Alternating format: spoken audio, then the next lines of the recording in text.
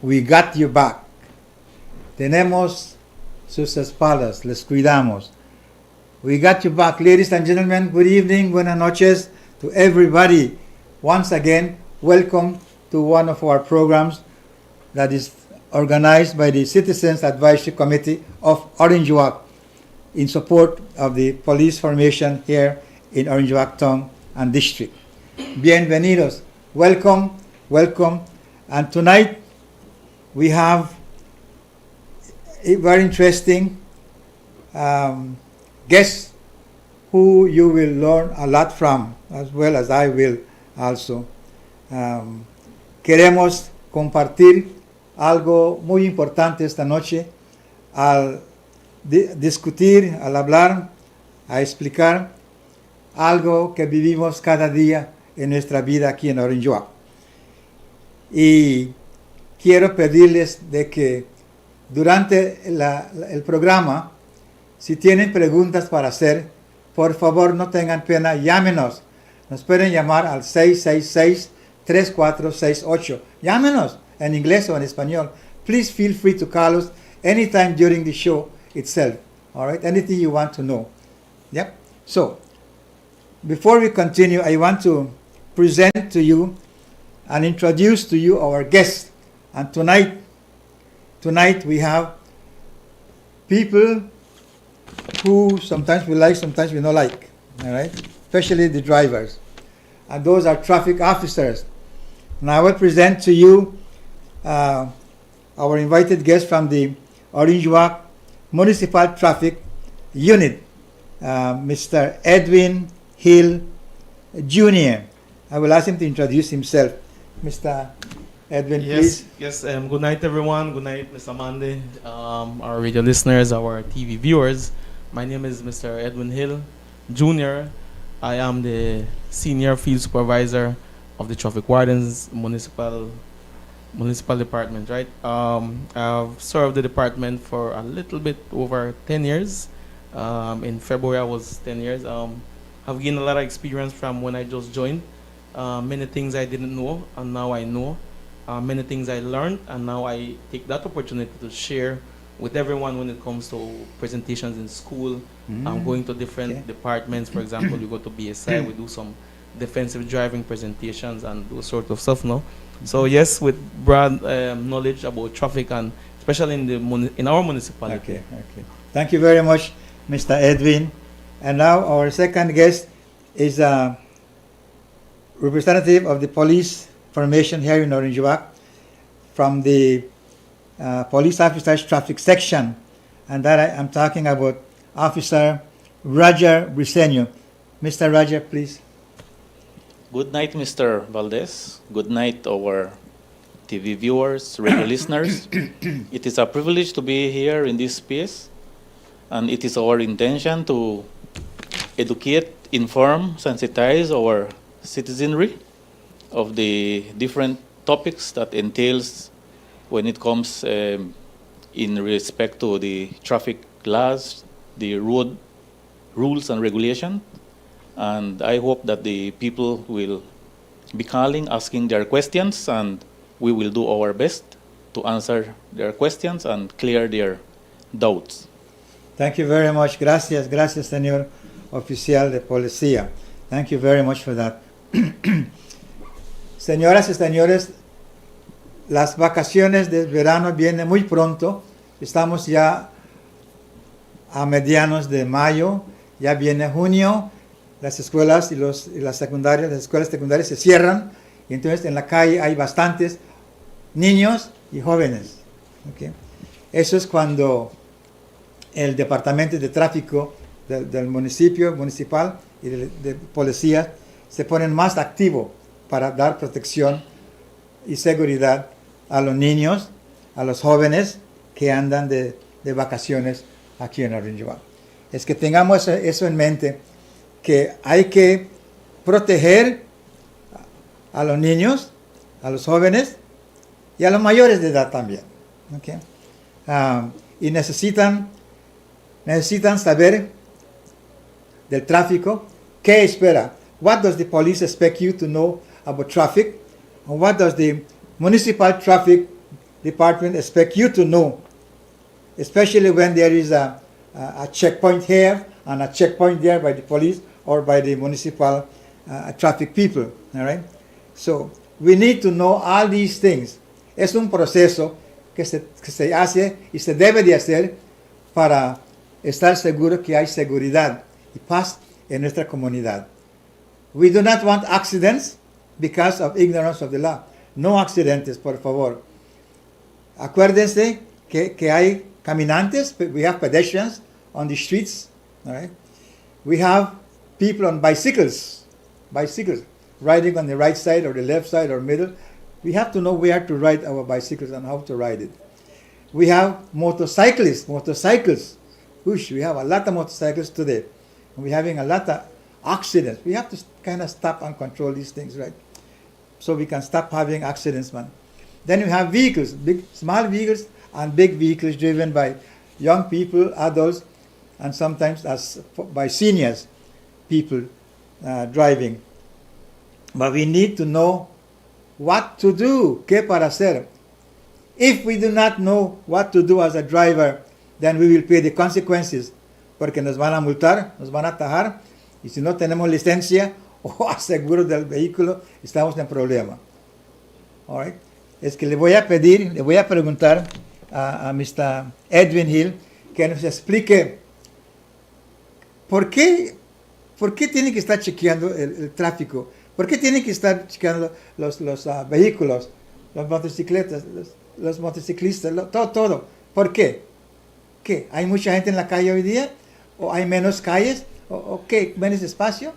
Mr. Hill, please explain to us what. Sure, Mr. Valdez, surely. No, las calles son iguales, no están menos, son los mismos. Sin embargo, estamos anchando las calles, estamos mejorando con las calles en el municipio. Okay. As you mentioned earlier, Mr. Valdez, summer is here, the holidays are here. If you all may notice, the officers, when school is on, we focus mainly on the children at the school zone, right? And now that the school is coming to a closure for the summer now, we can now focus on different strategic areas whereby we can identify problems, traffic problems, traffic congestion, illegal overtaking along the stretch on the highway from, let's say, by Landis all the way up to Ludas. We have many reports about illegal overtaking on the right-hand side with motorcycles. So what we do when it comes to the school closing, we take and we prioritize, all right, which area should we target first?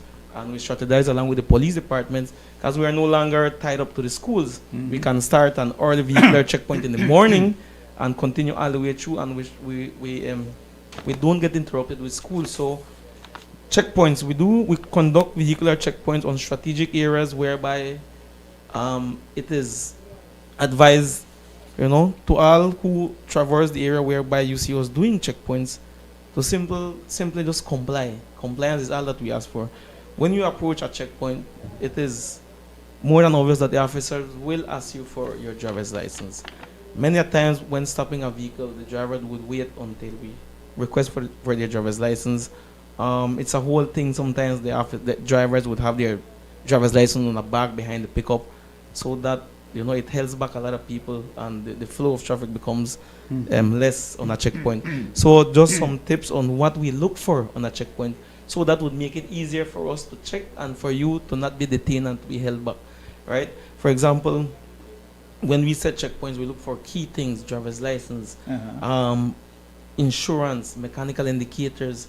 On a public service highway, we need seat belt, right? We are looking for illegal lamps. Explain more on that seatbelt thing, please. Seatbelt, it is a controversial topic, but we have a regulation that states fail to use seatbelt on a public service highway, right? Now, people may ask, what is a public service highway, right? A public service highway is one that takes you from a district to another district. For example, our public service highway would be all along Belize Gas, that's Belize Corozal Road, all the way up to the lights by Cheetos fire station, all the way up Otrobenke Road, all the way to the roundabout by the hospital, all the way up to Trial Farm, right? So that is what we consider to be our public service highway. So when we may pull you over and when we issue a ticket, you would say, but every day I see people driving on feeder roads without a seatbelt. Now our regulation clearly states fail to use a seatbelt on a public service highway. Some people like to use it, some people don't like to use it. However, we may go out there, we issue tickets, and it helps. It helps in the sense that, yes, you put on your seatbelt, but what about when you leave the checkpoint? Do we still have it on, or do we remove it? Right? We have some vehicles that come with an annoying noise when you do not have it on. That is so annoying that eventually you gotta put it on, right? But we gotta prioritize what is first. We can say, you know what, we get wait for a ticket, we hurry put it, the officer never see it. But how about when we travel, are we safe if we may come into a collision? These are the things that we may, we should ask ourselves. Like how I said, some people hate us, don't like us when it comes to enforcing, right? One of the key things is targeting and pointing out in a checkpoint in a checkpoint. We also observe like behaviors, drivers, their behavior tells a lot about how they drive. When these guys approach your checkpoint, sometimes they would want to be verbally aggressive just upon the officer requesting for their driver's license. And it tells a lot about a driver if you approach a checkpoint and the officer nicely asks you, "Good morning, sir, can I please inspect your driver's license?" And we get all hasty. That tells a lot about a person, about an individual. Being defensive when not being attacked. We have a lot of that the officers face. And at the end of the day, we are just out there to ensure safety. We look on seat belts, we look at defective glasses. We have some drivers out there with windshields that are like literally broken. They have to drive on the side so they can look right. So there are many things we look on a checkpoint. We take advantage when you're on a checkpoint to try and cover all regulations we can. It's very difficult. It's very difficult. If we would issue violations based on the chapter of the law, Mr. Valdez, it goes on and on, right? By simply just parking a vehicle and stepping out of the vehicle and leaving your engine on, that's an offense. Okay, look at that. So when we deal with people on a checkpoint, we also try and educate them, especially with people who are young drivers. Like how you said, we have people that are going from Fort Farm on to college, and these are majority of our drivers. So we try and also educate them when it comes to rules and regulations. From time to time, we may give them a break. You know what? Well, you didn't know, I will give you a break. So yeah, right. And some of these guys actually learn. You know what, sir? Now I know I won't do it again. You can see that they are being honest. Mr. Edwin, let me go back to that seatbelt business. I have noticed that Belizeans here we are reluctant to put that seatbelt, but I have noticed that Belizeans who have gone to live in the U.S., especially in the U.S. for a time, when they come back, they get into a vehicle and the first thing they do is they put that seatbelt. They got that over there because it was enforced. They had to do it. Now they come here, it's not totally enforced, but they do it, they use it. Can the Belizean drivers learn that the minute you get into a vehicle, put on your seatbelt? You never know. Yes. You don't have to be on a highway to have the seatbelt, because if you turn over, that will help you. I have seen it here in Orange Walk, a small car flip over on a bump, just went over like that, upside down. The wheels were up there, and the driver had his seatbelt, and that helped him. Same. I witnessed that here in Orange Walk some years ago. It has to do with habitual practice, Okay. Mr. Manley, Alright, right? okay. Because then, if we are training in a way that as we got in your vehicle, you put in your seatbelt anywhere you go, but we don't have to go far. You don't have to go to states. Right at Chetumal. When you go to Chetumal, we buckle up. We try and do the right things. We try and respect the light. We don't speed on amber light in Chetumal. We don't pass a stop sign before the light. And the seatbelt is one. As you jump the border, freestyle. We take off the seatbelt. We're done. Yeah. Why is it? Yes, that's the same question. Why is it that we can't do the same here? Right? I think it's the practice. The way we were taught to drive tells everything. If you were taught to drive, to just jump in a vehicle and start your engine without even checking your engine, that's what we're going to do. So there is still time for us to put an effect on these young drivers, right? So there are things that we call to enforcement. Enforcement. This is the law. It will be enforced by the police and the traffic officers. It has to be done. It must be done. Not if I want to do it. Yes, that brings me to this. Or maybe we are too familiar. No. What happens is this, Mr. Manley, that it has to be a joint effort, and we have to be consistent. Consistency is everything. Because if we're going to start an operation, let's say we are cramping down on helmets, and we're only going to do Uh-huh. it Fridays and Saturdays, it's a pattern these guys will notice. So we need to be very consistent. We can't start something and leave it halfway. No podemos empezar y dejarlo a la mitad. Y otra cosa, Mr. Valdez, que tiene que ser algo, un joint collaboration, algo unido con los departamentos que se incluyen, the agencies involved.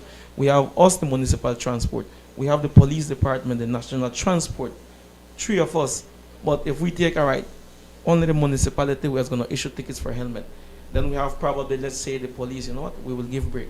And then we have national transport, just maybe, you know what, do it 1 or 2 times, and then we all need to be on the same page and to be persistent. If we're going to start something, we got to do it, and we got to do it right. And not only us as a department, the municipality, the police department, national transport, we as a community play the most important role, Mr. Valdez, because there's only so much I can do, Mr. Briceño can do, and the guys at national transport can do. So it's upon us, right, to help assist the situation. And we need to be a part of some solution and not a part of the problem. Mr. Edwin, do you believe or do you think, even Officer Briceño, that this practice can begin in children from small in school, so that when they become young people who have the legal age to drive, when they get to that point, they will be conscious and want to use that protective thing as a driver? Do you feel that it will make sense if they begin from small, drawing pictures or making pictures that will show the seat belt or something like that? Or you have to wait till you get big to learn from it? My opinion is that we need to start to train our children Okay. from young, Okay. because we need to build a new generation.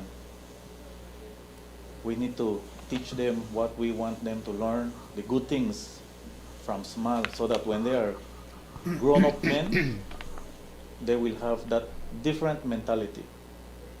They will already have learned to do the right thing, the correct thing. Right now, we are trying our best to curb that bad habit that we already have. Mhm. And we try our best by enforcing the rules and regulations of the road. But some drivers, not all, some, as they pass the checkpoint, they go back to Yeah. do the wrong again. So you think, officer, that if they begin from small learning these things, by the time they get adults, it won't be any problem for them? Well, They of will course, accept it. Definitely. All right. Because they okay. will be So growing. it makes sense to begin from. Exactly. You All right. train the child from small so that when he grows big, he will be having that good habit. And it will be easier for him to practice it. Officer and Mr. Edwin, I had the opportunity to visit the U.S., a certain police unit station in Chicago, on the advice of the superintendent at that time here in Orange Walk. I was a cop, citizen on patrol, not police cop, but citizen on patrol at that time. And we wanted to learn as much as we can and pass it on to our fellow cops here in Orange Walk to practice to help the people driving. 'Cause we used to help in the crossroad like what you people do. Now we used to do it some years ago. Right?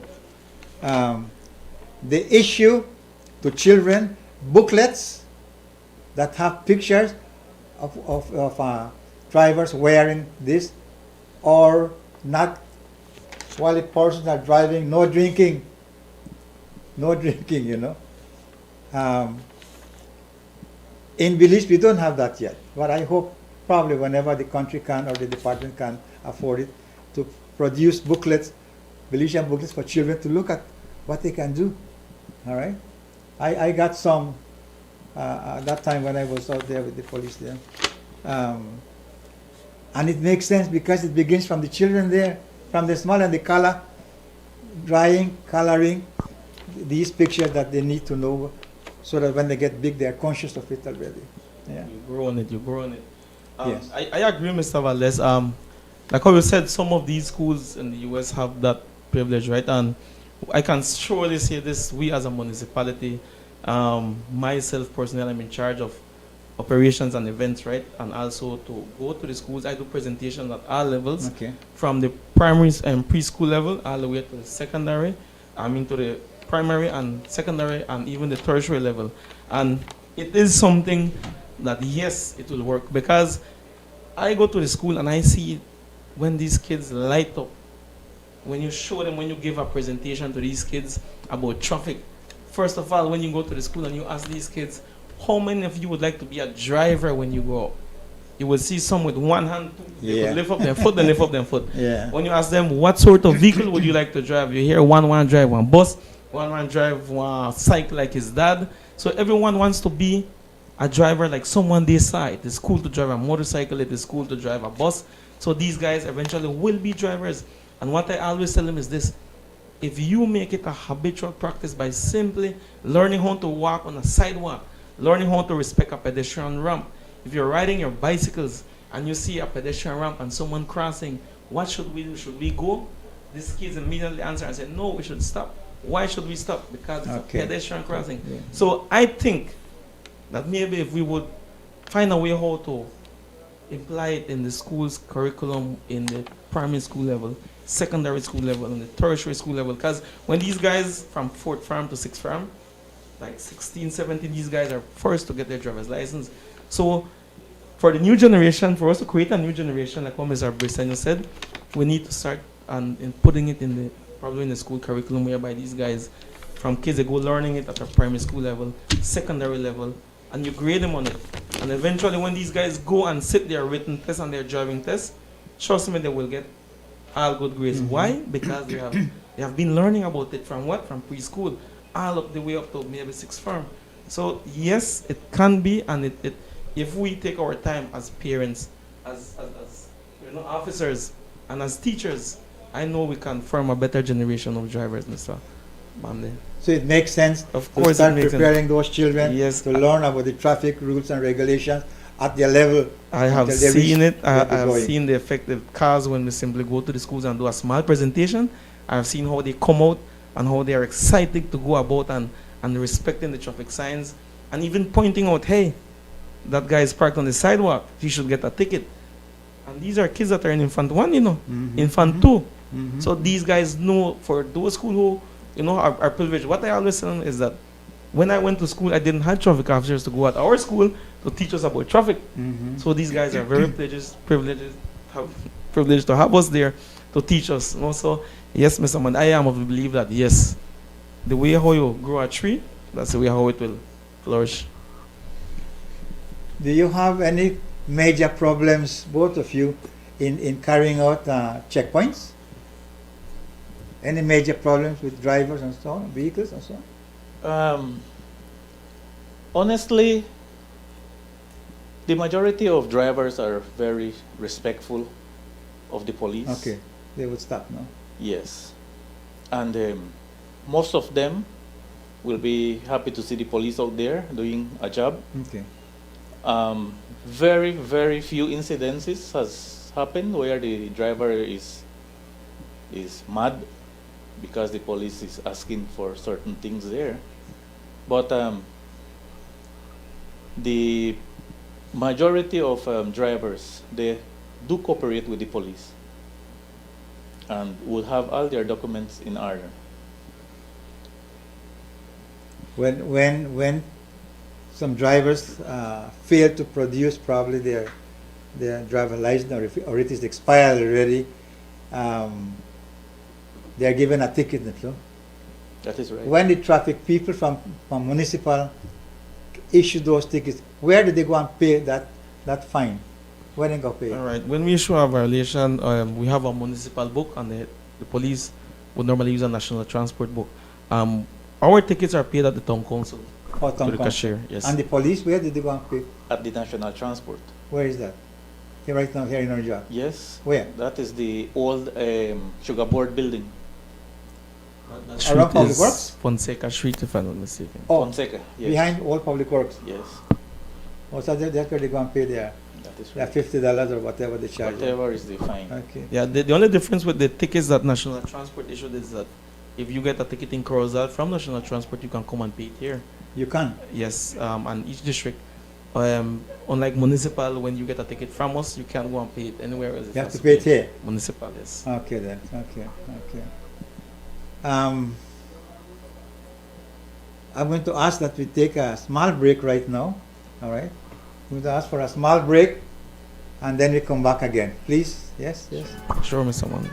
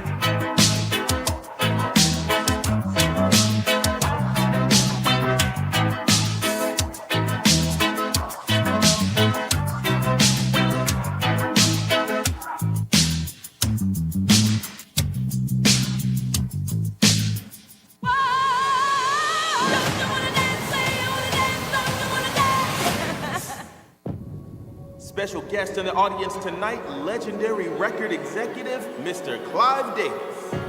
My voice is gone. What? You start the show tonight. No talking back. I'm your mother.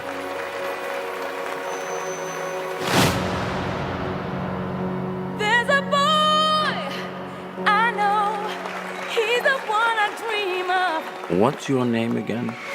Whitney Elizabeth Houston. Wake up! It's on. It's on. Listen. How will I know if he really loves me? My dream. Sing what I want to sing. Be how I want to be.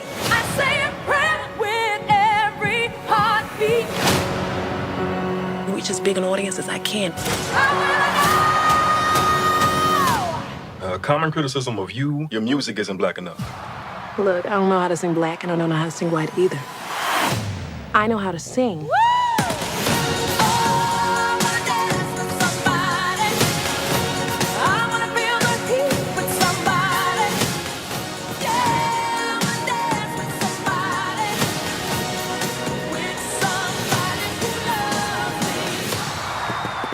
I might have just heard the greatest voice of her generation.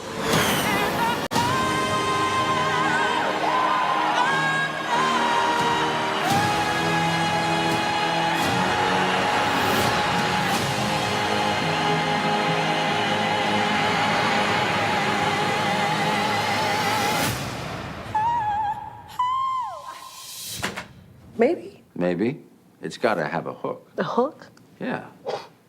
I'll give it a hook.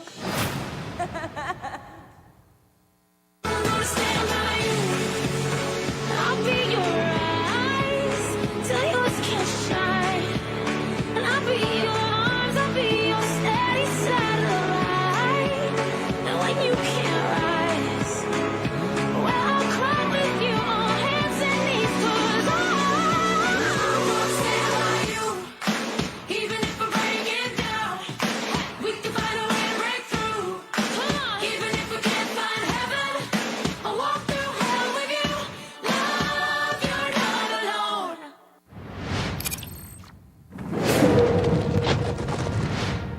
I wanted to show them something that wasn't an illusion. Something that was real.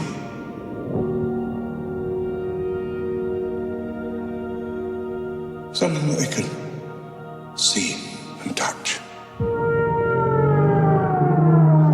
Humans and dinosaurs can't coexist. We created an ecological disaster. Ellie Sattler. Alan Grant. You didn't come out all this way just to catch up now, did you? You coming or what?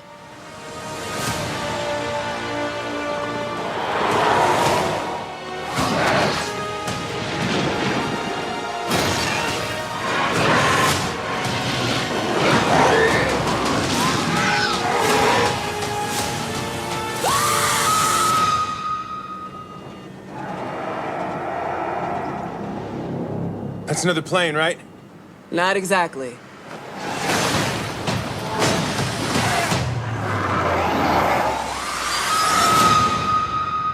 Don't move.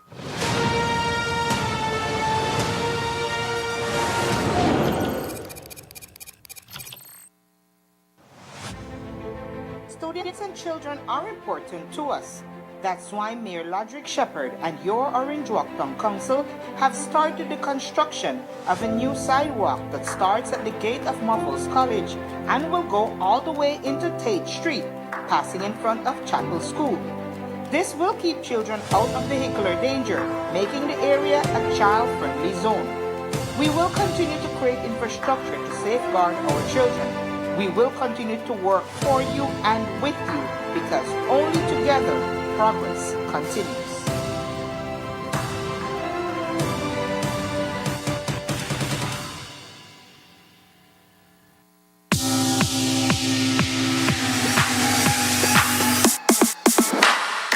Sign up for Smart Share Plan and save big. Whether you're a small entrepreneur starting up your business, a student on a limited budget, or a family trying to save, this is the plan for you. With unlimited SMS, calls, and data, we help you save. Get up to 5 lines for as low as $30 per line monthly, only with Smart. Sign up today at any Smart showroom or sales manager countrywide. So get your business going, share more memories with friends, and be ready for the day with Smart.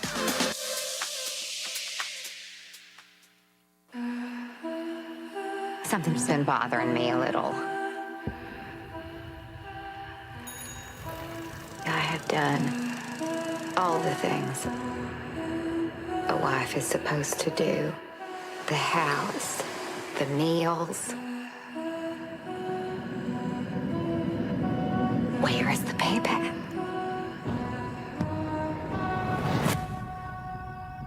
I'm very attracted to you. Oh. Would you be interested in having an affair?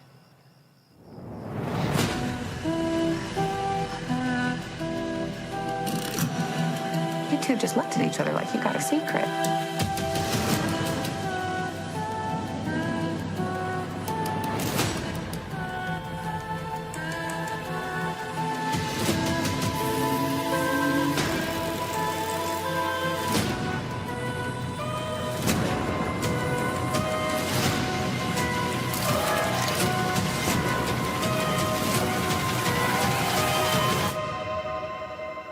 I just don't want anybody to get hurt.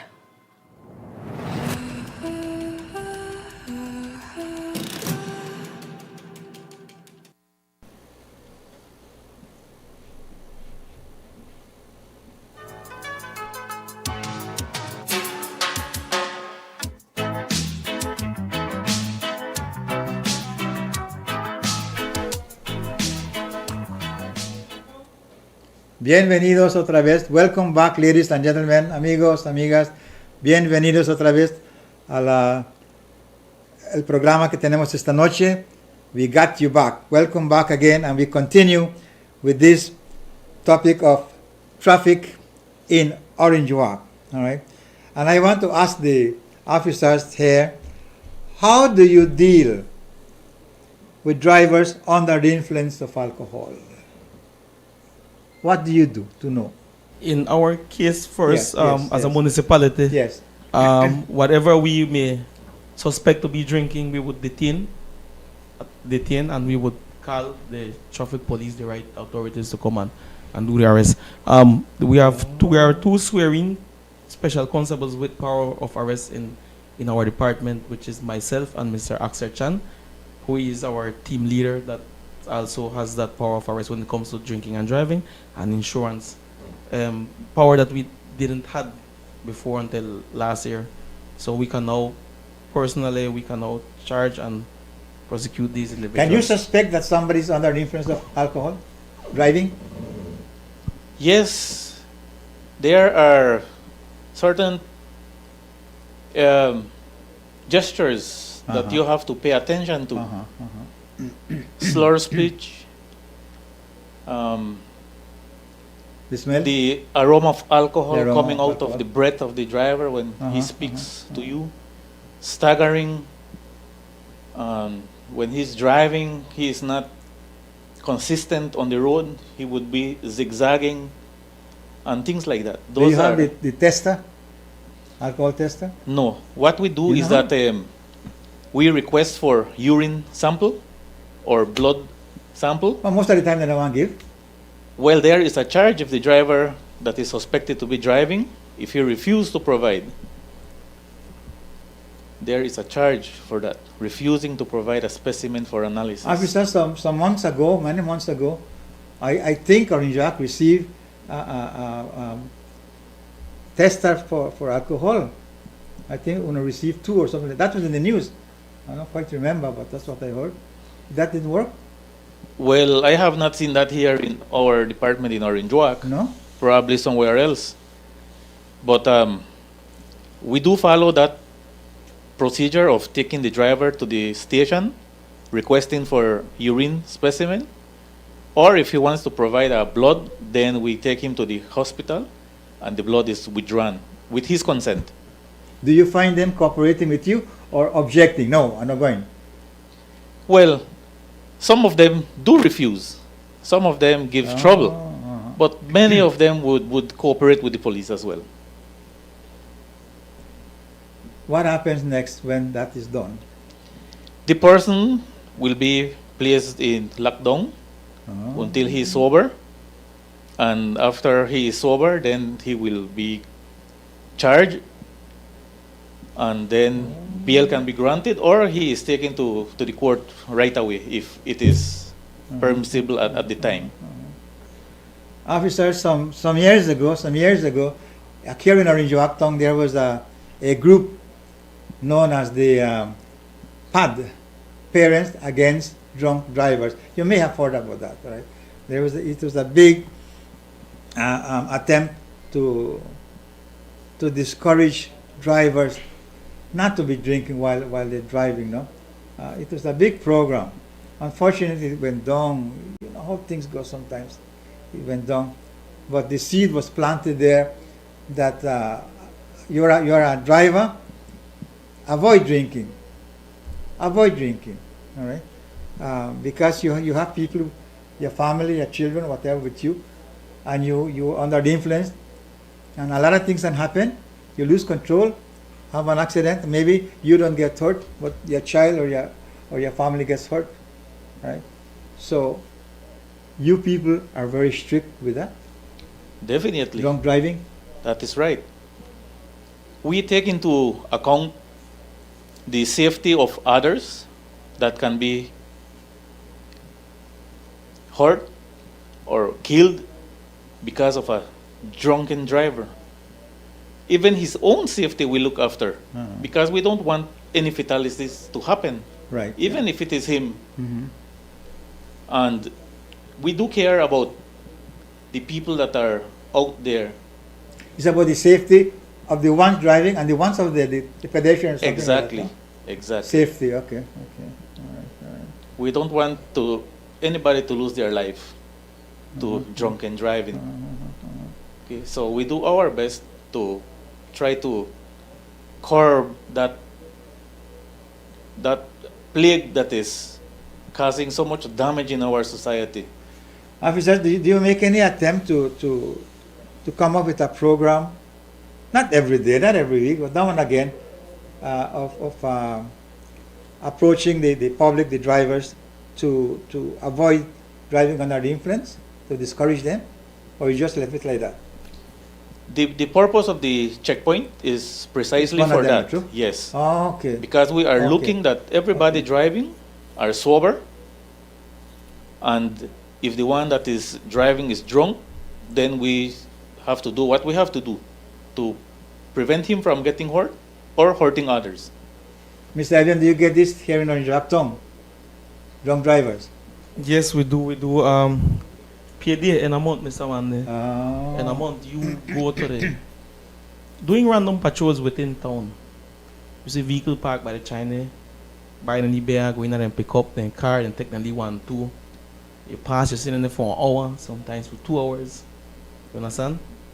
And most of the time, what we would do is to refer them, because our department, like I said, has only 2 officers with powers of arrest, and we have half of our departments are females. So we mostly refer it to the police officers. I think that's a call. I'm sorry. No, this is. Hello?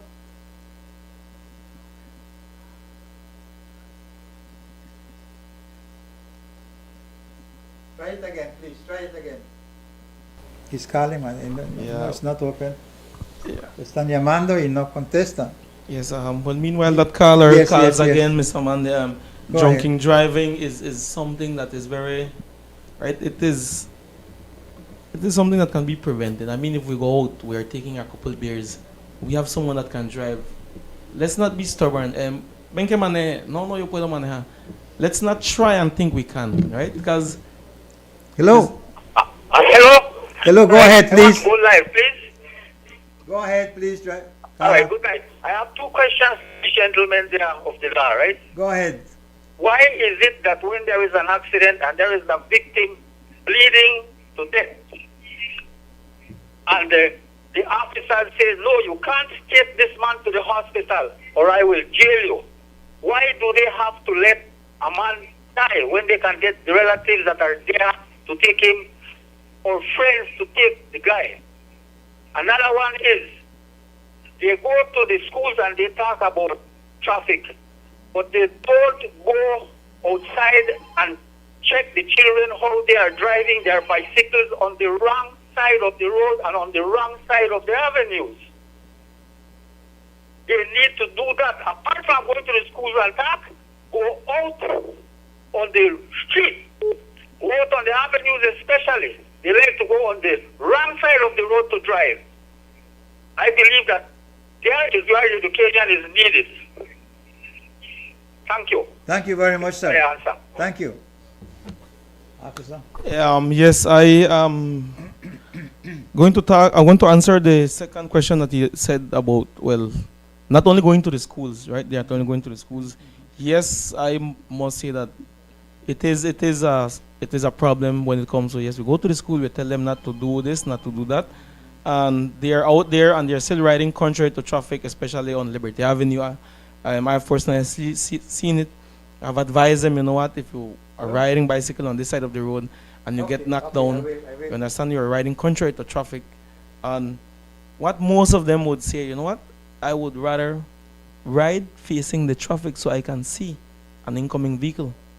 And yes, we would listen to them, hear them out, and yet the last state, you should ride on the right hand side of the road. It is something that if they feel safe by that way, we issue fines of riding a bicycle contrary to traffic. It's a $25 fine for a bicycle. They go and they would pay that fine, and some of them would discontinue it, some of them would do it again. I think his first question was about an accident. The police have to reach there. Okay. To answer the question of this gentleman, the first question of the injured person, whenever an accident happens, especially a serious accident, we the police cannot say how bad is the injury of this person. What we do is that we immediately contact the hospital. We call for an ambulance, and it is the medical experts that will go there and deal with that injured person. That is why the police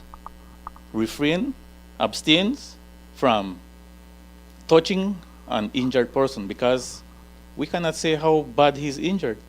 And instead of us helping that person, we could be causing further injuries, even life-threatening injuries, by moving him without knowing how serious he's injured. So we left that for the medical people to deal with the injured person. You as police officers would call the medical people?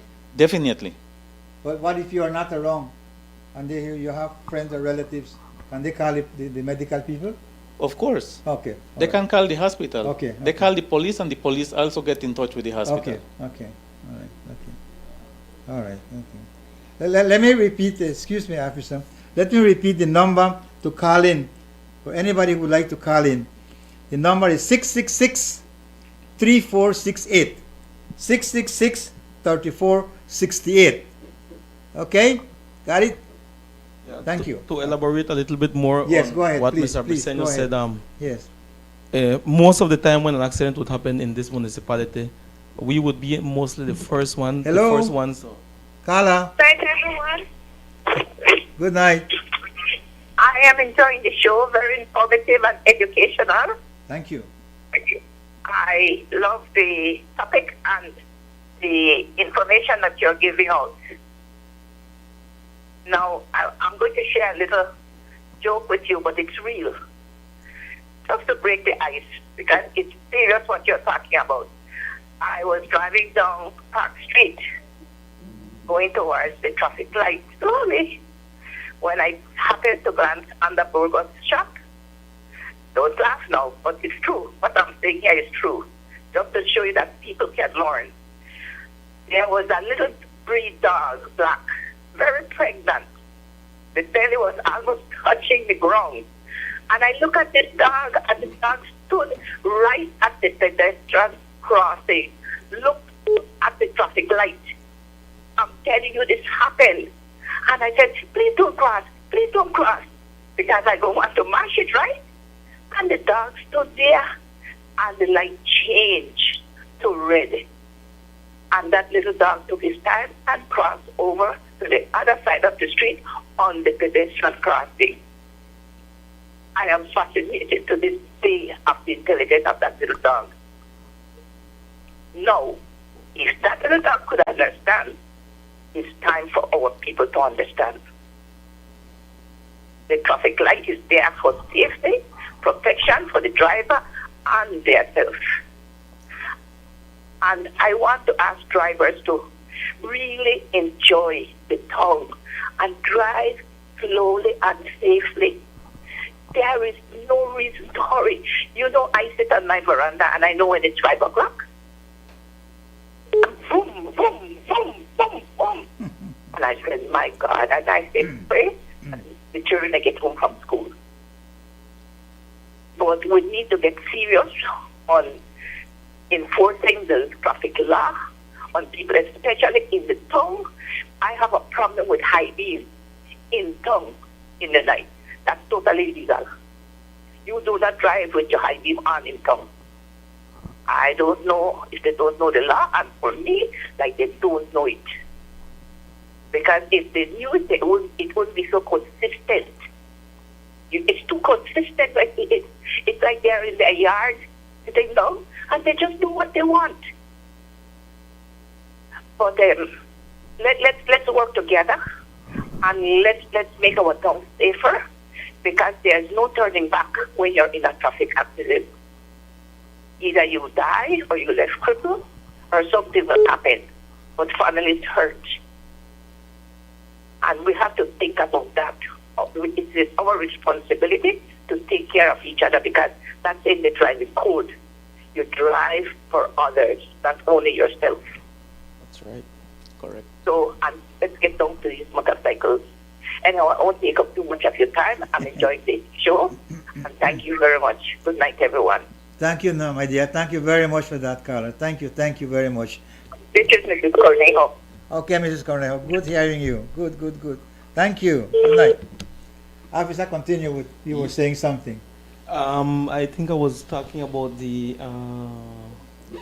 when there's an accident. There was an accident. All right. In our case, what we would do when we reach first, we would assess the situation.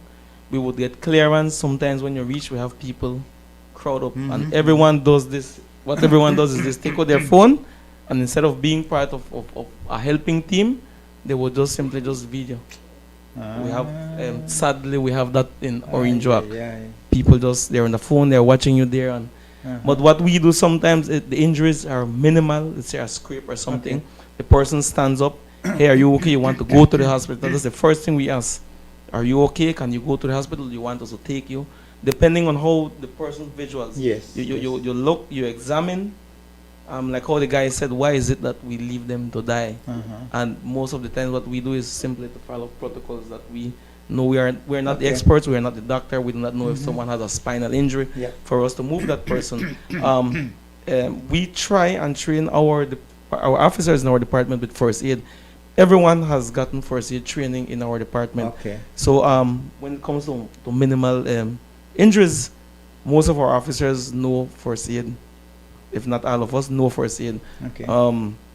So we are equipped with that knowledge about what can we do and what we cannot do, what we should do and what we shouldn't do. Most of the time, the first things first, we would call the ambulance, followed by the police department. Mr. Evan, do you get the cooperation of the people who are standing around when you reach there? Most of the time, I would have to talk to them, have good command and control over that crowd. Using my voice, obviously, I would need to raise my voice at them sometimes for them to disperse, to give the person air. I mean, oxygen is everything. If the person cannot breathe and we just are, we crowd the person. It is poor oxygen that person is receiving. So what we would get from our community would be assistance when it comes to vehicles. There's always someone with a vehicle that is willing, right? But all again depending on what injury this person may have. If it's a head injury, if it's a spinal injury, we do not want to make things worse for that person.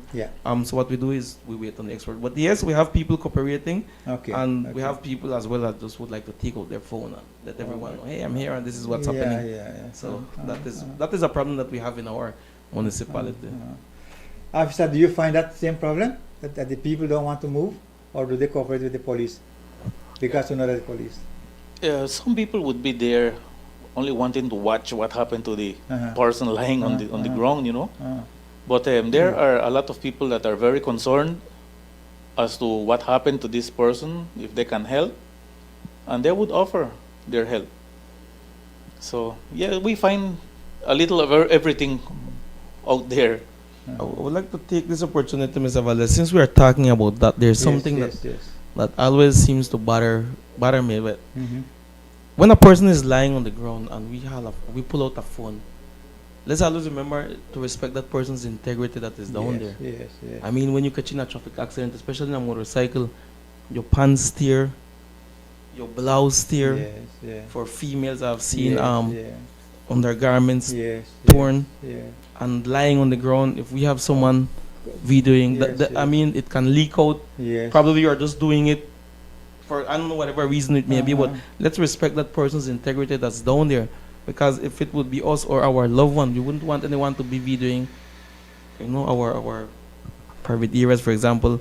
If a pants is tearing your leg, you're a female, a male. These are sort of things that people may just want to tend to just video, not conscious, subconscious, not knowing that, hey, I'm breaching this person's space. This is this person's pride, this person's, So just would like to throw it out there that for you, those of you guys who may encounter yourself on an accident on a scene, which I have seen persons actually run to their vehicle, get a cloth and cover that person. I have seen persons doing that, right? So let's remember that we cannot stop you from videoing, right? But you need to have that person's consent, which is videoing, because if that person is not in accordance, for him to or her to be videoed while on the ground, you can face charges for that as well. But Mr. Edo, aren't there rules and regulations concerning what they do? Mr. Brice? Videoing? Yeah.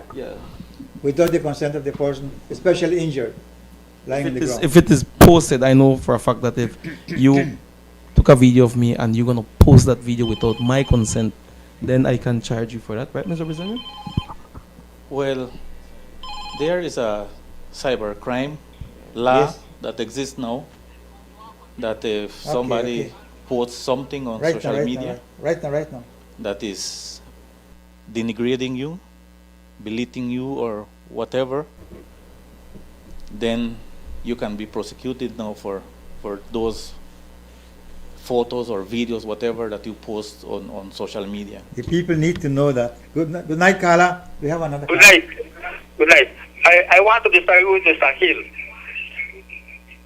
Pedestrians walk on the left side of the road, yes, to see incoming traffic, but not bicycles. Bicycles are a transport and must be on the right side. And with the police, if they don't have training to know when someone is so badly off, they need training. Because most of the tour guys out there are first responders. And when they are around, I think the police should ask, does anybody out here know about first aid or anything like that, so to save this man's life? So I think they better get their act together better. Ask for some training in knowing those things, because lives are being lost and people out here are telling us, no podemos hacer nada porque el pueblo dice que te vamos a encerrar. That is nonsense, man. Thank you. Thank you too, Scala. Thank you. Okay. Officer, what he's saying about the... Well, we have to keep our cool when we are out there because of persons like him. Okay. We will not get emotional. We have to do what is right. And we follow that. Because we don't want to get sued down the road by families because we moved their loved one and we puncture their lungs or because whatever, him to get paralyzed or whatever. So we do what we have to do, and that's it.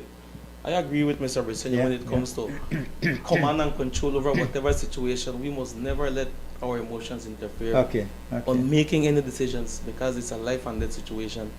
And for us to just let our emotions take us away on doing this because I feel this is right. Let's stick to what we know, right, is right. Because at the end of the day, like what Mr. Brice said, we wouldn't want to do anything that damages any loved ones and we may cause more harm on them. Let's leave that to the experts.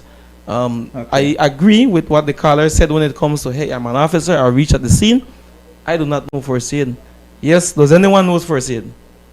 Right? Most of the time, us first aiders would have an ID to also identify ourselves. Hey, I know first aid, I need a help, or, you know, we identify this person, we get clearance, and we let that person assess the situation.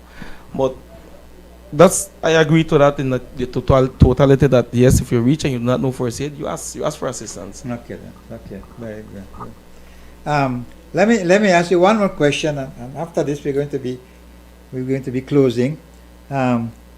What is your strong advice to all drivers and pedestrians for our safety? What is your advice, please? All right, my advice for the drivers, in the most part, I would like to mention the seatbelt. My advice to them as drivers to protect yourself. Let's remember that if we are traveling at a speed of 50 miles per hour, and we come into a collision, and we are not wearing our seatbelts, our body becomes a missile, which will be flung out through that windshield at what speed? At that same 55 miles per hour. Because you have nothing to attach you to that vehicle. Right? So let's always remember that, drivers, like how it is said, it's in the regulation that it's, yes, public service highway, but that doesn't mean that an accident can't happen in Liberty Avenue or in Palmar Boundary Road at a speed. So let's always remember, you will be a missile and you will be flung out through that windshield at the same speed you're traveling. Have that in mind. Now for our pedestrians now, let's do the right thing. The basic thing on crossing the street, we look left, we look right, then we glance at the left again. So our basic rules of the road as a pedestrian is to, let's find our spot on the road, our place, and let's keep on our place. Anything impeding us from a pedestrian ramp, a sidewalk, is an offense, and our officers are out there taking in those offenses. Another advice to the drivers, you mentioned people speeding. I always mention this when I come to the program, Mr. Valdez, that most of us that speed is because we are late for us to go from one point to the next point. You're heading to work, 10 to 7, I need to reach a base at 7 o'clock, 5 to 7. So when I barely could make it in a 10 minutes, no, I try to make it in a 5 minutes because I late.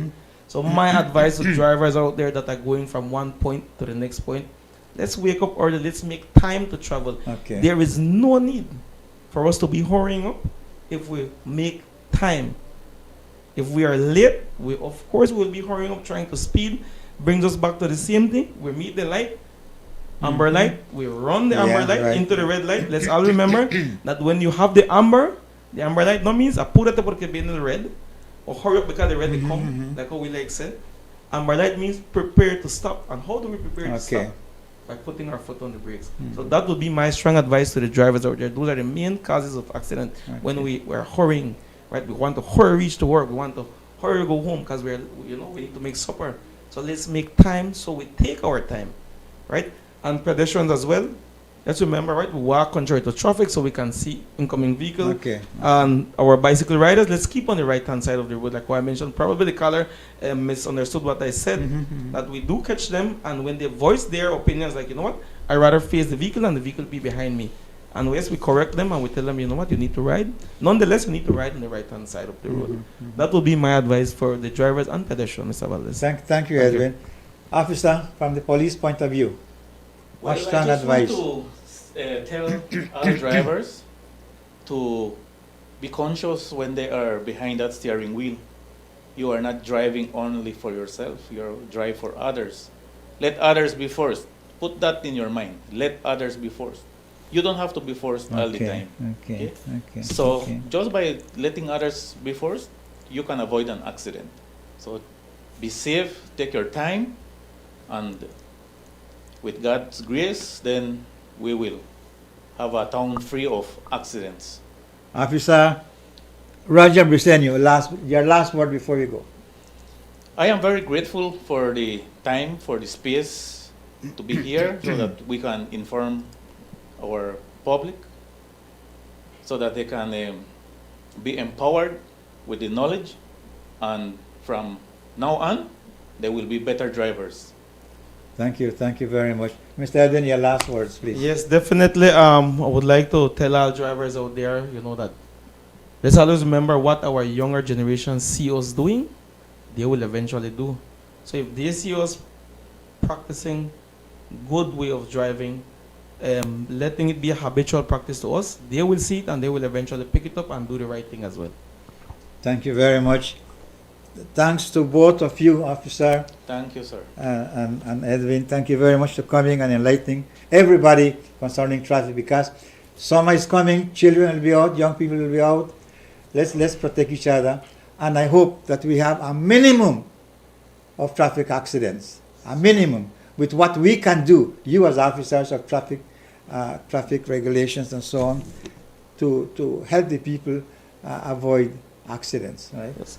If I may quickly, Mr. Valdez, I would like to also continue encouraging our traffic officers in the municipal department. They are doing a good job.